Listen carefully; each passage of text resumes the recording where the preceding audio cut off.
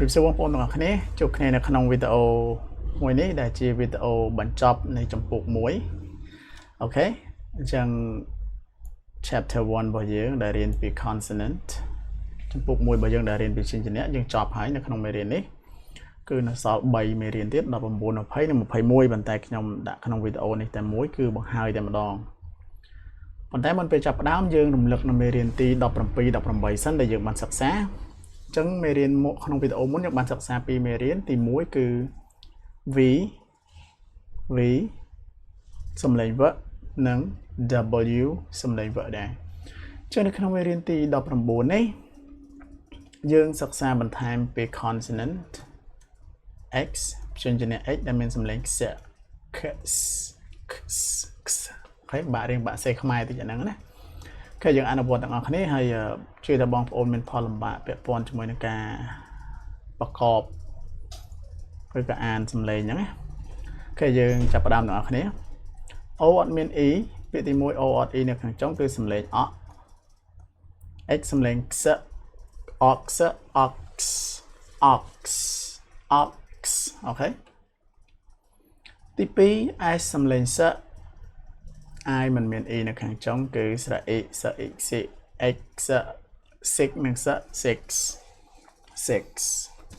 ទី3 F សំឡេង F I មិនមាន E នៅខាងចុងគឺសំឡេង E F E X សំឡេងស fix និងស fix alright ពាក្យទី4គឺ T សំឡេង T A មិនមាន E នៅខាងចុងគឺសំឡេងអីគេសំឡេង A T A T X T និងស tax alright ចុងមេរៀនទី19ចិញ្ចនៈ X សំឡេងខ្សឹមានតែប៉ុណ្ណេះយើងចូលទៅមេរៀនទី20 unit 20មេរៀនទី20 consonant Y ព្យញ្ជនៈ Y ដែលមានសំឡេងប្រកបយៈ alright អូខេអញ្ចឹងយើងចាប់ផ្ដើមទាំងអស់គ្នាពាក្យទី1 Y មានសំឡេងយៈ E A R គឺស្រៈ E ណា E A R នេះអញ្ចឹងយៈ E ជាពាក្យទី2 Y មានសំឡេងយៈ A នៅក្នុងពាក្យមិនមាន E នៅខាងចុងគឺស្រៈ A យៈ A យៈ K គឺខយ៉ានិងខyak alright ពាក្យទី3 Y មានសំឡេងយៈ AR គឺស្រៈ A យៈ A យ៉ានិងណយ៉ានយៈ A យ៉ានិងណយ៉ានពាក្យទី4គឺ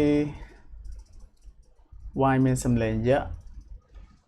ស្រៈ O មាន E នៅខាងចុងពាក្យសំឡេង O យៈ O យោ K សំឡេងខយោនិងខyoke alright អូខេអញ្ចឹង unit 20 consonant Y មេរៀនទី20ព្យញ្ជនៈ Y សំឡេងយៈមានតែប៉ុណ្ណេះ we continue unit 21យើងបន្តទៅមេរៀនទី21 consonant Z ព្យញ្ជនៈ Z សំឡេង Z alright តោះអនុវត្តទាំងគ្នាពាក្យទី1 Z សំឡេង Z double O គឺ U Z U Zu ទី2 Z សំឡេង Z E គឺស្រៈ E Z E Z និងណ N Zen ពាក្យទី3 Z សំឡេង Z I មិនមាន E នៅខាងចុងពាក្យគឺស្រៈ E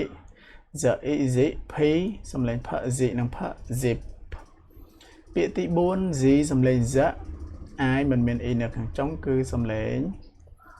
E Z E Z G សំឡេង G Z និង G Zik អាពីរនេះខុសគ្នាអានេះយើងអានថា zip នេះអានថា zik អូខេខុសគ្នាបន្តិចនៅសំឡេងខាងចុង alright ចឹងសម្រាប់មេរៀនព្យញ្ជនៈរបស់យើងទាំង21បានបញ្ចប់ហើយអូខេចឹងនៅក្នុងវីដេអូចុងក្រោយនេះគឺមេរៀនទី19ព្យញ្ជនៈ X សំឡេង Z Y សំឡេង Y ហើយនិង Z សំឡេង Z គឺមានតែប៉ុណ្្នឹងទេហើយសង្ឃឹមថាបងប្អូនព្យាយាមរៀនសូត្រអានរំលឹកម្ដងហើយម្ដងទៀតដើម្បីឲ្យយើងចេះអាននិងប្រកបបានមុនឈានទៅដល់មេរៀនសន្ទនាប៉ុន្តែបន្ទាប់ពីមេរៀនព្យញ្ជនៈនេះយើងមិនទាន់ចូលមេរៀនសន្ទនាទេគឺយើងនឹងបន្តទៅព្យញ្ជនៈផ្សំសំឡេងតែមួយហើយនឹងស្រៈអញ្ចឹងយើងនៅ3ជំពូកទៀតណា បានយើងចូលទៅដល់មេរៀនអានពាក្យសន្ទនាអូខេអរគុណបងប្អូនជម្រាបលាជួបគ្នានៅក្នុងជំពូកទី2